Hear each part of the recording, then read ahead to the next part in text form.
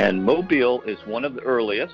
1835 it was begun, and it was considered one of the largest churches and most beautiful churches in Alabama at the time. And so I like to think of it as one of the great southern. And what's interesting about that, of course, is that in most of the South, Catholicism is a small minority and was a small minority. And yet, when they built cathedrals for the bishop for a vast area, they did something really to the glory of God. The basilica is an honorary term given to special churches, usually large and historic, by the Pope.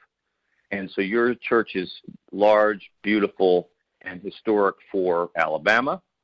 And the Pope says, okay, so we'll make it a basilica. You can't make every church in town a basilica. It's the special ones. Rome has 7. And so that's one kind of basilica. One of my friends says, think about a basilica is a little bit like a church becomes a basilica, like a priest becomes a monsignor. It's an honorary term. It shows stature and experience and honor, but they're still just a priest. So then there's the other term that says this design is basilica, and you have that as well. If you look on the inside, what do you notice? You see Corinthian columns. Corinthian columns are the type with the flowers at the top, the acanthus leaves, very floral, very elegant, certainly appropriate for the Virgin or the Mother of God and the Immaculate Conception. And these columns march down the nave towards the altar. Usually the altar has that curved element with a half to the apse. So a basilica is colonnades and apse, and then side aisles. So it's 3 aisles, 2 side aisles, and the central nave. That's kind of a basilica. It's not cruciform. It's not complicated. It doesn't need a dome. It's just columns and side aisles, and then the apse. The thing that your basilica doesn't have, which is pretty classic across the world, and of course we're talking about the Roman basilica, the ancient Christian churches.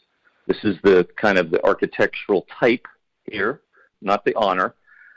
Above the columns and the beams, or the columns and the arches, some have beams, some have arches, you would have windows. And that's where that word comes, clerestory. And that, the word clerestory is, so it's a way to get light into the nave. Now, they didn't do that in Mobile. That's very interesting. Now you say, why didn't they do that? Well, they didn't do it because it's cheaper not to do that. So you just have one simple roof, whereas a normal basilica would have a roof over the nave, then it would come down, you'd have windows, then you'd have the columns, and you have another roof over the side aisles. So we don't have that at Mobile. We have a simple roof, and yet we want the basilica feeling. So we have a French bishop, and he's a French priest. He becomes a bishop, and Portier, and then his nephew, Claude Berouan, that's how I would pronounce it. So we have French architect, French bishop, and they're actually doing a building that is a very simplified version of the Basilica revival in the 19th century in France, in Paris, and rest of France. They are doing churches all over France.